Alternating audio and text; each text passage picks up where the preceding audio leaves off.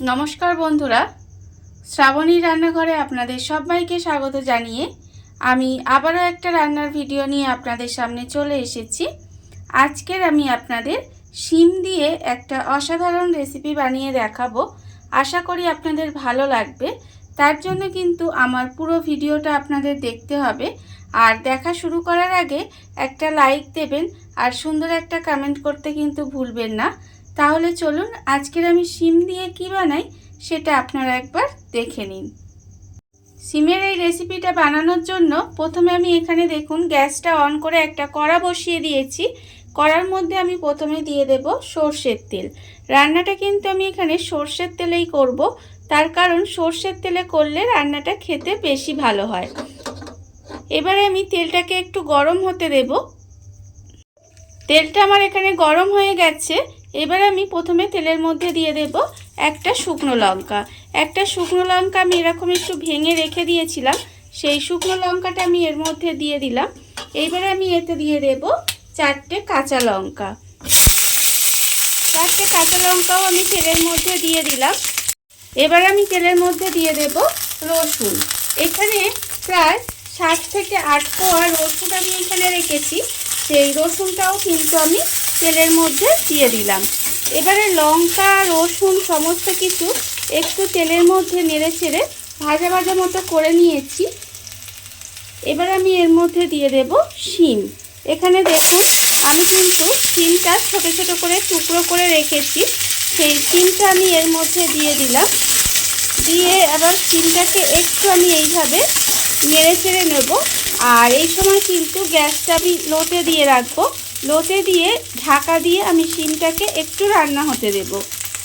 তেলের মধ্যে শিমটাকে দিয়ে আমি এইভাবে ঢাকা দিয়ে 5 মিনিট মতো রান্না হতে দিয়েছিলাম।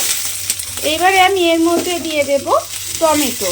এখানে আমি একটা মাঝারি সাইজের টমেটো একদম এইভাবে একটু কেটে রেখে দিয়েছি, সেই টমেটোটাও কিন্তু আমি এর মধ্যে দিয়ে দিলাম। দিয়ে আবারও কিন্তু একটু এইভাবে একটু নেড়ে চেড়ে নেব। নেড়ে চেড়ে নিয়ে আবারও কিন্তু আমি এটা ঢাকা দিয়ে আরও 5 মিনিট মতো একটু এইভাবে রান্না হতে দেব। টমেটোটা দিয়ে নেড়ে চেড়ে আমি কিন্তু ঢাকা দিয়ে আরও 5 মিনিট মতো এইভাবে একটু রান্না হতে দিয়েছিলাম। দেখুন যখন ঠিক এরকম ভাজা ভাজা মতো একটু হয়ে যাবে তখন কিন্তু আমি গ্যাসটা অফ করে দেব। অফ করে দিয়ে এটাকে একটা জায়গায় ঢেলে একটু ঠান্ডা করে নেব। সিমটা এখানে আমি একটা প্লেটের মধ্যে ঢেলে ঠান্ডা করে নিয়েছি। এবার আমি একটা মিক্সিং জার নিয়ে নিয়েছি। মিক্সিং জারের মধ্যে আমি দিয়ে দেব সেখানে আমি শিম টমেটো কাঁচা লঙ্কা শুকনো লঙ্কা রসুন সব একসঙ্গে তেলের মধ্যে নেড়ে রেখেছিলাম, সেটা কিন্তু আমি এই মিক্সির মধ্যে দিয়ে দেব। আমি এটা মিক্সির মধ্যে দিয়ে পেস্ট করছি। আপনারা চাইলে কিন্তু এটা শিলেতেও করে নিতে পারেন। আর একটু যদি শিলে করে নেন এটা, তাহলে কিন্তু মিক্সির থেকেও এটা খেতে আরও বেশি সুন্দর হবে। এবারে মিক্সির মধ্যে এটা দিয়ে আমি এটা পেস্ট করে নেব। সমস্ত কিছু আমি এখানে মিক্সির মধ্যে দিয়ে খুব ভালোভাবে পেস্ট করে নিয়েছি।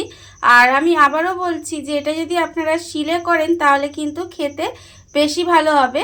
এবারে আমি এটাকে একটা জায়গার মধ্যে ঢেলে নেব। মিক্সির মধ্যে থেকে সিমের পেস্টটা আমি এখানে ঢেলে রেখে দিয়েছি। আর আবারও কিন্তু গ্যাসটা অন করে কড়াটা বসিয়ে দিয়েছি। এবার আমি কিন্তু আবারও কড়ার মধ্যে দিয়ে দেব সর্ষের তেল। এখানে আমি আবারও কিন্তু প্রায় 3 চামচের মতো সর্ষের তেল দিয়ে দিলাম। তেলটা আমার একটু গরম হবে। তেলটা আমার এখানে গরম হয়ে গেছে। এবার আমি তেলের মধ্যে দিয়ে দেব পেঁয়াজ। এখানে আমি একটা বড় সাইজের পেঁয়াজ খুব মিহি করে কেটে রেখে দিয়েছি, সেই পেঁয়াজটা কিন্তু আমি তেলের মধ্যে দিয়ে দিলাম। দিয়ে পেঁয়াজটাকে একটু লাল করে ভেজে নেব। প্রথমে গ্যাসটা লোতে দিয়ে আস্তে করে পেঁয়াজটাকে আমি একটু সময় নিয়ে লাল করে ভেজে নিতে হবে। পেঁয়াজটা আমার এখানে লাল করে ভাজা হয়ে গেছে। পেঁয়াজটা আমি এখানে লাল করে ভেজে নিয়েছি। এইবার আমি এর মধ্যে দিয়ে দেব যে পেস্টটা আমি এখানে বানিয়ে রেখেছিলাম, সেই পেস্টটা কিন্তু আমি এর মধ্যে দিয়ে দিলাম। দিয়ে এবার আমি এর মধ্যে দিয়ে দেব আন্দাজ মতো নুন। নুনটা কিন্তু আমি এখানে আন্দাজ মতো দিয়ে দেব। দিয়ে এবার এই পেঁয়াজের সঙ্গে সমস্ত কিছু খুব ভালোভাবে মিশিয়ে একটু ভাজা ভাজা করে নিতে হবে। একটু সময় নিয়ে এটা একটু এইভাবে গ্যাসটা লোতে দিয়ে ভাজা ভাজা করে নিতে হবে। আর এইভাবে কিন্তু শিমটা বানিয়ে দেখবেন, বিশেষ করে গরম ভাত বা রুটি দিয়ে খেতে কিন্তু অসম্ভব সুন্দর লাগে শিমের এই রেসিপিটা। আপনারা একবার হলেও বাড়িতে এইভাবে বানিয়ে দেখতেই পারেন। এবারে গ্যাসটা লোতে দিয়ে এইভাবে কিন্তু নেড়ে নেড়ে একটু ভাজা ভাজা মতো করে নিতে হবে। আর এটা কিন্তু একটু সময় নিয়ে করতে হবে, তাড়াহুড়ো করে গ্যাসটা বাড়িয়ে দিয়ে করলে কিন্তু হবে না। গ্যাসটা লোতে দিয়ে এইভাবে একটু সময় নিয়ে শিমটাকে ভাজা ভাজা করে নিতে হবে, যাতে এই যে একটু জলীয় ভাবটা যে আছে না, এটা যাতে চলে যায়, গিয়ে একদম ভাজা ভাজা হয়ে যায়। শিমটা দিয়ে আমি এইভাবে 5 থেকে 7 মিনিট মতো একটু রান্না করে নিয়েছি, মানে একটু ভাজা ভাজা মতো করে নিয়েছি। দেখুন প্রায় কিন্তু আমার রান্নাটা হয়েই এসেছে। এইবারে আমি এর মধ্যে দিয়ে দেব ধনেপাতা কুচি। এখানে আমি বেশ কিছুটা ধনেপাতা রেখেছি, সেই ধনেপাতা কুচিটা এর মধ্যে দিয়ে দিলাম। এটা আমি কি বানাচ্ছি বলুন তো? এটা আমি বানাচ্ছি শিমের ভর্তা। আপনারা এটাকে শিমের ভর্তাও বলতে পারেন। এইভাবে একবার শিমের ভর্তাটা বানিয়ে দেখবেন, খেতে কিন্তু অসম্ভব সুন্দর হয়। আমি আবারও বলছি। এবারে আমি ধনেপাতাটা দিয়ে আবারও কিন্তু একটু এইভাবে মিশিয়ে নেব। ধনেপাতাটা দিয়ে কিন্তু এখানে খুব ভালোভাবে আমি মিশিয়ে নিয়েছি। রান্নাটা আমার হয়ে গেছে। এবারে নামানোর আগে আমি এর মধ্যে 1 চামচ মতো কাঁচা সর্ষের তেল দেব। আপনারা চাইলেই তেলটা দিতেও পারেন, আবার নাও পারেন।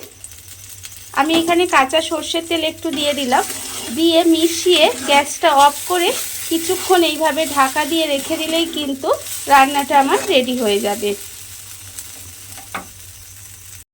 দেখুন বন্ধুরা, বাড়িতে থাকা কত অল্প উপকরণ দিয়ে কত অল্প সময় কত সুন্দর একটা শিমের রেসিপি বা শিমের ভর্তা যাই বলেন না কেন তৈরি হয়ে গেছে, আপনারা দেখতেই পেলেন। আর এটা কিন্তু গরম ভাত দিয়ে বা রুটি দিয়ে খেতে কিন্তু ভীষণ ভালো লাগে। আপনারা একবার হলেও এইভাবে বাড়িতে বানিয়ে দেখতে পারেন। আর এই ভিডিওটা যদি আপনাদের ভালো লেগে থাকে, আপনারা যদি ফেসবুক থেকে দেখে থাকেন পেজটি ফলো করে দেওয়ার অনুরোধ রইল। আর যদি ইউটিউব থেকে দেখে থাকেন চ্যানেলটি সাবস্ক্রাইব করে নেওয়ার অনুরোধ রইল। তাহলে চলুন ভিডিওটা আমি এখানেই শেষ করছি। আপনারা সবাই ভালো থাকবেন, সুস্থ থাকবেন। আবারও হাজির হব নতুন কোনো রান্না নিয়ে।